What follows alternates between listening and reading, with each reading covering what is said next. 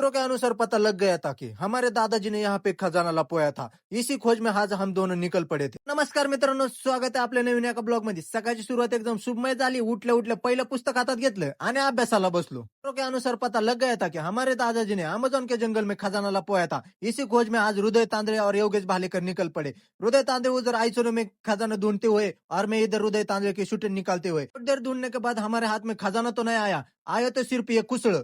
कुसळ आया, कुसळ निकालते निकालते हमारा पूरा दिन निकल गया. आता कुसळ काढून आपलं वर्कआउट करायला जायचं होतं म्हणून पटपट कुसळ काढले आणि लगेच आपल्या वर्कआउटला गेलो. मस्तपैकी ग्राउंडवर गेल्या गेल्या पहिला आपण आपला वॉर्मअप चालू केला.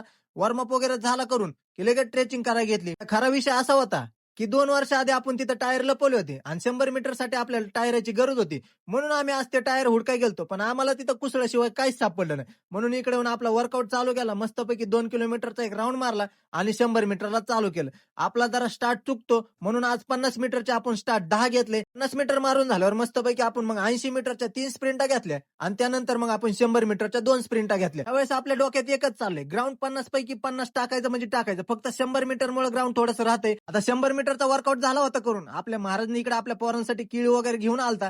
केळी वगैरे वाटायची होती. पण आपला हनुमान भाऊ इतका पाठीमागे लागला की भाऊला पण नीट खाऊ दिली नाही आणि आम्हाला पण नीट खाऊ दिली नाही केळी. केळी वगैरे खाऊन झाली. त्याच्यानंतर आपला गोळा टाकायचा राहिलेला. मस्तपैकी गोळा टाकायला घेतला आणि गोळा असा टाकायचा की पहिल्या गोळ्यातच गोळा डायरेक्ट रेषेच्या बाहेर गेला पाहिजे. मस्तपैकी गोळा वगैरे टाकला आणि ट्रेचिंग करायला बसलो. स्ट्रेचिंग वगैरे करून घेतली. आजचा वर्कआउट सगळा पूर्ण केला. मस्तपैकी घरी आलो. घरी आलो लगेच फ्रेश झालो. आपण जरा रात्री लयच घाई गडबडीत असल्यामुळे डाएट जरा भेदायचो विसरतोय म्हणून एक केळी खाऊन आपला डाएट पूर्ण केला आणि सरळ लायब्ररीत येऊन बसलो. लायब्ररीत आल्यावर आपल्या अभ्यासाला चालू केलं. अभ्यास चालू म्हणल्यावर ब्लॉग बंद. भेटू उद्याच्या नवीन ब्लॉग मध्ये.